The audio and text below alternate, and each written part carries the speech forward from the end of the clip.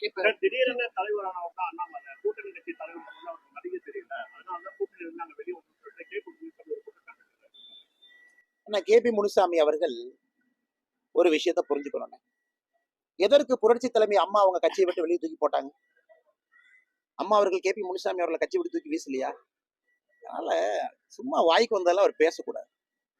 எதற்காக அம்மா அவர்கள் கட்சியை விட்டு தூக்கி வீசினாங்க? அதனால வெளியே உட்கார்ந்துக்கிட்டு இன்னைக்கு தருமபுரியில யாத்திரை முடிஞ்சிருச்சு, சொந்த தொகுதியில் ஆயிரக்கணக்கான மக்கள் வர்றாங்க, அவர் சொந்த தொகுதியிலேயே அவரால் நிக்க முடியாதுன்னு அவருக்கு தெரியும்.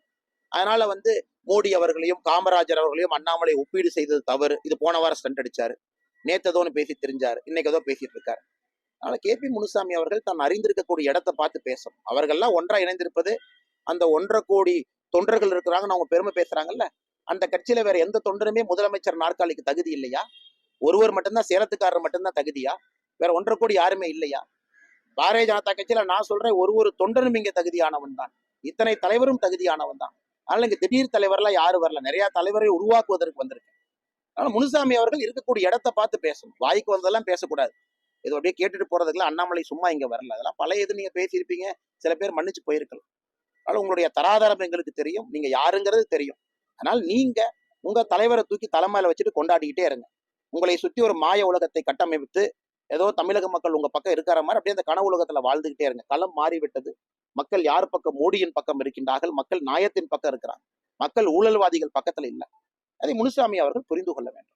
சரி, இப்போ உறுப்பினர் கருணாநிதி அவங்களோட மகனும் ஒரு பட்டியலுக்கு பெண்ணை உரிமை பங்கா பதியப்பட்டதோடு சரி, அண்ணா இதை முதல்ல பேசியது யாருன்னே? முதல்ல பேசியதே நான் தான். அதுக்கப்புறம் போராட்டம் பண்ணி ஒரு எஃப்ஐஆர் ரெஜிஸ்டர் பண்ணியிருக்காங்க. அந்த அம்மா தெளிவா சொல்லியிருக்கு, என் மேல கையெல்லாம் வச்சா நான் யாரு எம்எல்ஏ உன்னுடைய மருமகள், அதை பண்ணிடுவேன், இதை பண்ணிடுவேன். ஒரு சமூக நீதி பேசக்கூடிய அரசு ஒரு பட்டியலின சகோதரிக்கு நியாயம் கொடுக்க தெரியல, தர்மம் கொடுக்க தெரியல. இவங்கெல்லாம் வாய்கிலேயே சமூக நீதியை பத்தி பேசுறாங்க. வாய்கிலேயே சேலம் மாநாட்டுல சமூக நீதி. இதை விட கேவலமாக ஒரு பத்திரிகை செய்தியை நான் பார்க்கல. சேலம் மாநாட்டினுடைய இளைஞரணி மாநாட்டினுடைய குறிப்புகள்னு போட்டிருக்காங்க. என்னைய சமூக நீதி பேசுற நீ? ஒரு சொந்த எம்எல்ஏவனுடைய சொந்த மகன் வீட்டுல நடந்த ஒரு நிகழ்வு, கோரமான நிகழ்வுக்கு ஒரு நியாயம் கொடுக்க முடியல. நீங்களாம் என்ன சமூக நீதி நடத்திக்கிட்டு இருக்க? அதுல முதலமைச்சர் மேடையில் உட்கார்ந்து கொண்டு என்ன டிராமா பண்ணிட்டு இருக்காங்களா? கேட்டா சுய ஆட்சி, அந்த ஆட்சி, இந்த ஆட்சி, சமூக நீதியை மீட்கிறேன். முதல்ல உங்க சொந்த எம்எல்ஏ மகன் வீட்டில் நடந்த அநியாயத்துக்கு நியாயத்தை கொடுத்துட்டு அப்புறம் நீ ஆளை கொடுத்து மாநாடு நடத்து அப்படிங்கிறதா இன்னைக்கு சேலத்துல இளைஞரணி மாநாட்டுக்கு தமிழக மக்கள் பேசிக் கொண்டிருக்கின்றார்கள்.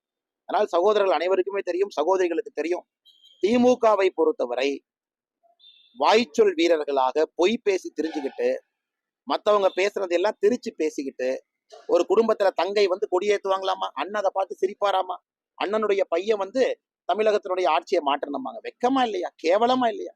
இதற்குத்தான் இந்த கட்சி ஆரம்பிச்சீங்களா? இதற்குத்தான் பெரியாருடைய புகழை பாடுறீங்களா?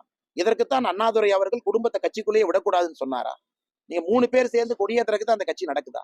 கேட்டா சமூக நீதி, கேட்டா சமூக புரட்சி. இதெல்லாம் மக்கள் பார்த்துக்கிட்டு தான் இருக்காங்க. அடுத்த தேர்தலில் பாருங்க என்ன நடக்குது.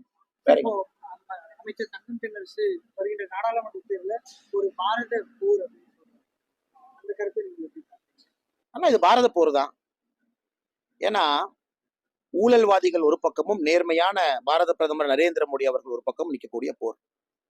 குடும்ப ஆட்சி. நீங்க சொன்னீங்களா தங்கம் தென்னரசு, தங்கபாண்டியன் ஐயாவுடைய பையன், தங்கம் தென்னரசு ஐயாவுடைய தங்கச்சி தென் சென்னை எம்பி, இவர் இன்னைக்கு எம்எல்ஏ அமைச்சர். இந்த ஒரு குடும்பம் கையில் இருக்கலன்னு அதையெல்லாம் ஒழிப்பதற்கான பாரத போர். குடும்ப ஆட்சி, ஊழல் ஆட்சி, பொய்யாட்சி, அதெல்லாம் ஒரு பக்கம். நேர்மையாக இருக்கக்கூடிய நரேந்திர மோடி அவர்கள் ஒரு பக்கம். இது பாரத போர் தான். எப்படி பாரத போர்ல பாண்டவர்கள் வென்றார்களோ, எப்படி பாரத போர்ல சத்தியம் ஜெயிச்சதோ அதே போல ஜெயிக்கும். இவர்கள்லாம் பாரத போர் என்கின்ற வார்த்தையை பயன்படுத்துவதற்கே தகுதி இல்லாதவர்கள் திராவிட முன்னேற்ற கழகத்தில் இருக்கிறாங்க. பேசுறதுக்கு அவருக்கு என்ன தகுதி இருக்கு? அவங்க அப்பா இனிஷியல் தூக்குனா யாருன்னே அவரு? நீங்க தங்கம் தென்னரசு சொல்றீங்க, அப்பா இனிஷியல் தூக்குனா யார் அவரு? அவங்க அப்பா இனிஷியல் இல்லாம யாருன்னே அவரு? இவர் ஒரு பக்கம் எம்எல்ஏ அமைச்சர், இவர் அக்கா தங்கச்சி ஒரு பக்கம் தென் சென்னையில எம்பி. இதுக்குத்தான் கட்சி நடத்துறாங்களா? கேட்டா பாரத போர். எத்தனை நாளைக்கு இதெல்லாம் தூக்கி சுத்துவாங்க? இதெல்லாம் மக்கள் தெளிவாக புரிந்திருக்கின்றார்கள். இத்தனை நாட்களாக இவர்கள் பேசிய பொய் 2024 பாராளுமன்ற தேர்தலில் எடுபடாது என்பது மக்கள் தெளிவாக இருக்கின்றார். பாதகம் செய்பவரை கண்டால் நாம் பயங்கொள்ளலாகாது பாப்பா, மோதி மிதித்து விடு பாப்பா, அவர் முகத்தில் உமிழ்ந்து விடு பாப்பா. அண்மை செய்திகளை உடனுக்குடன் தெரிந்து கொள்ள இணைந்திருங்கள் இயம்நாடு தொலைக்காட்சியுடன்.